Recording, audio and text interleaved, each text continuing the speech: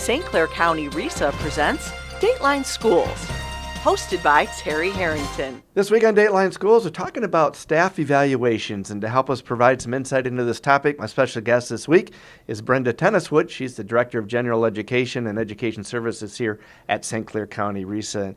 And Brenda, obviously, to implement something, and this is the year we're implementing this, a lot of training's going on. So how are you guys doing it, especially when we got 3 different systems that the districts are using locally?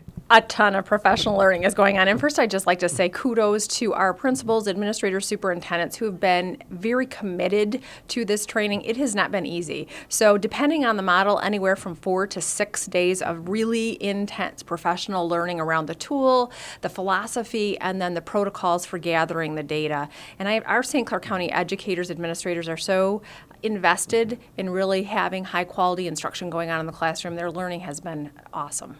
Is teachers included in the training, or is it just the administrators, and then they have to explain to their staff what we're doing here? Yeah, great question. It is a trainer of trainer model. So right now, the first wave was making sure that whoever was responsible for doing the training was very well versed in that model. So the bulk of the training so far has been related to principals. However, we've also had opportunities, depending on the district and where they are in the implementation phase, of also including teachers or lead teachers in that training.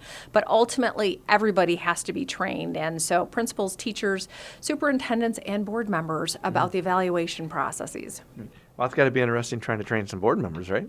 Those trainings are upcoming, January 31st and February 28th. There are 2 training dates for board members, and again, lots of professional learning going on there as well. I know you've been in education for a long time. Is that a first where you bring board members in for some of this professional development? You know, I know that our locals historically have done board workshops, but to have a statewide initiative where it's mandated that board members are trained, no, that's a first in my career. And so we're working through just even some of the logistical challenges of making sure that we've got a good training plan established. But I would think that's got to be pretty good, so now they can actually see what we have to go through to implement some of the policies they're making.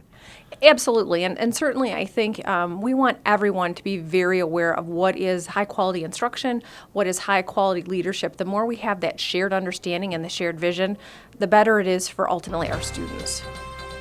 We'll be back with more tomorrow. For Dateline Schools, I'm Terry Harrington.